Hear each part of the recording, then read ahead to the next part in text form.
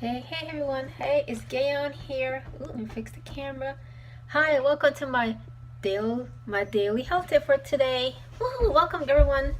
Rainy days, raining hard out here, loving it. We need the rain here in Southern Cal. This is the first rain for the season so far, so very excited to be getting some rain down here. Woohoo! So today, the WebMD article I'll be sharing today, I've been talking about the best ways to beat belly fat. Okay, so that's my topic for today, the best ways to beat belly fat. Okay, so guys, sorry if if it looks like I'm staring somewhere else. I'm learning how to use the phone now horizontal, so I'm trying to get trying to get familiar with this way of using my phone here, so bear with me if it seems like I'm staring somewhere else. I'm actually trying to stare at you guys. Okay, so here we go. So here are some ways to beat belly fat. Okay, so again, in the description you can find my Healthy You page. You can go there, and this article will be in there as well. You can grab the article on your own. Hey Isabel, welcome Isabel, welcome. Good morning. It's loving the rain here, Isabel. Hopefully you're staying dry, girl. It's awesome, loving the rain. Didn't get to go out to walk today because of the rain, but it's okay. It stopped. All right. So number one. So let's talk about some ways to beat belly fat. Okay. Number one is you want to get more fiber. Right, Isabel? You want to get more fiber. You don't have to eat a big bag of grandma's prunes. Leafy greens, whole grains, nuts, and beans are all good for keeping away the fat that stays deep in your belly. That's called visceral fat, and it's also the most dangerous kind because it wraps around our major organs, including your liver, pancreas, and kidneys. And this is why belly fat is the most dangerous fat on our body. Okay. The tip here is get more fiber. Okay, two, forget these two things. There are no superfoods that burn off visceral fat, and you can't tone it away with specific moves like crunches. Instead, look for ways to upgrade your eating habits and add activity every day. Think about your average week. Where might you be able to make some changes? So, example, so if you're working, your job, so instead of taking the elevator, take the stairs. If you can, instead of driving in your car, if you can commute, take public transportation. Maybe take the bus, the train. So that where you're walking, you're adding more activity, physical activity in your life. Those little tweaks, those little physical activity every day, you start adding that in your day, every single day. It'll change your health. It'll change your life. So start looking at ways you can add more physical activity to your day. Okay. All right. The best thing you can do. While anyone can have too much visceral fat, it's more likely you've got a lot of weight to lose. As you start to take pounds off, it will help your whole body, including belly fat that's hidden out of your sight. So you're just losing 5% of fat, which is 10 pounds. Again, the best thing to do is we have to start to change. We gotta change our habits, guys. We have to start to. Physical activity is so crucial, very, very important. As we get older, we tend to be less active, and that works against us. Okay. Next tip is be choosy about your fat, right, Isabel? You can still have some, but limit the saturated kind that's in animal foods, coconut and palm oils, and full fat dairy. Okay. Keep the portion of these foods smaller than you might normally do, for instance, and check nutritional labels to see how many calories and how much fat is in a serving. Look for fats that are better for you too, like those from plant foods or fish such as salmon, tuna, and mackerel that are rich in omega-3. So look at your labels, choose healthier fats, not the saturated fats. Keep that in mind, okay? So be cautious, be aware of the fats that you're eating. Okay, the next tip is stop trying to outrun it. Still trying to burn off that belly fat by pounding the pavement for hours and hours, which I know a lot of people do. Research shows that a few quick bursts of high-intensity exercise, such as 30-second sprint or intense pull-ups, may be more effective and easier to fit in your schedule. You can add bursts of higher intensity to any workout. Just speed up or work harder for a brief time, then drop back to a more mellow pace and repeat. So 10 minutes of some, high intensity workout, that you would actually see more results that way versus pounding the pavement, or you're on the treadmill for a whole hour. That doesn't work. Spending too much time on the treadmill, elliptical, etc. is not good. Okay, so you want to try to find feasible things. 10 minutes of a high intensity workout will give you much more results versus spending 45 50 hour on doing on the treadmill. Okay, so it doesn't have to be that intense of a workout. And people 7 days a week and be too aggressive.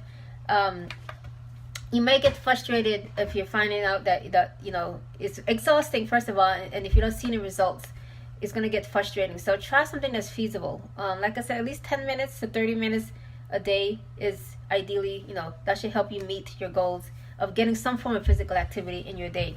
Okay, sleep. The next tip is sleeping.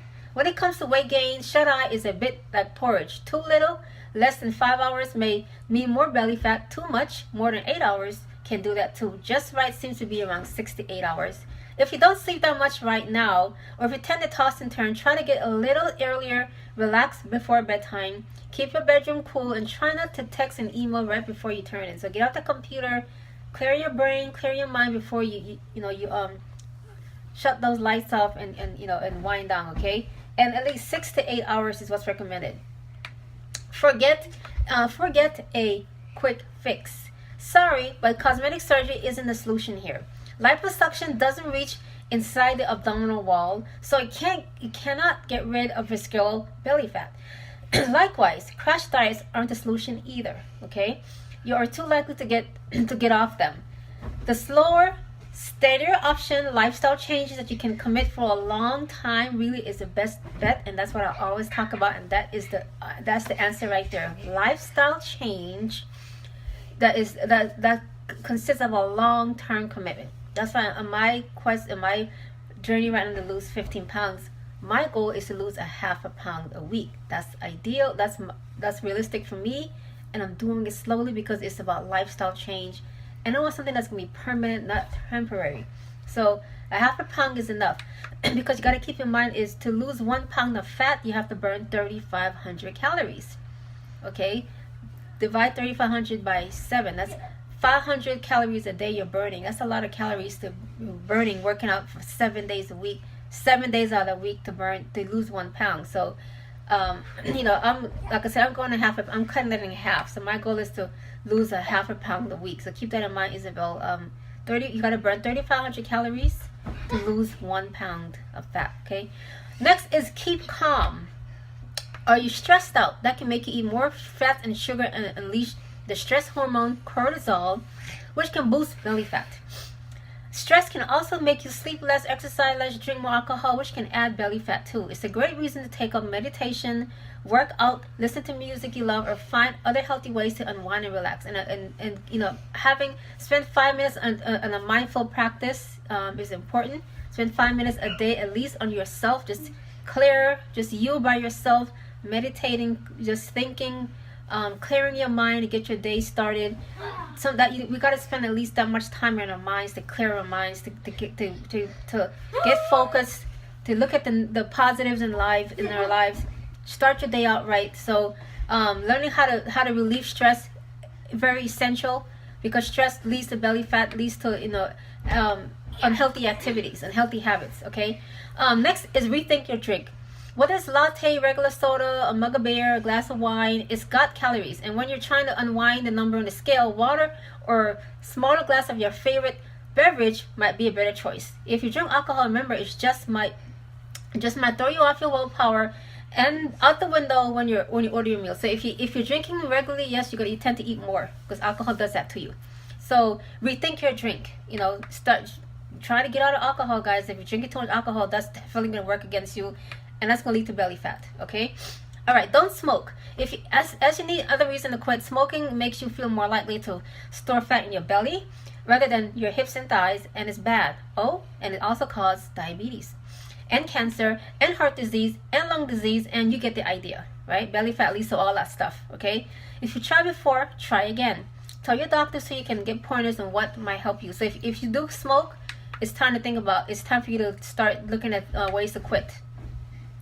Another tip here is don't rely on your clothing size.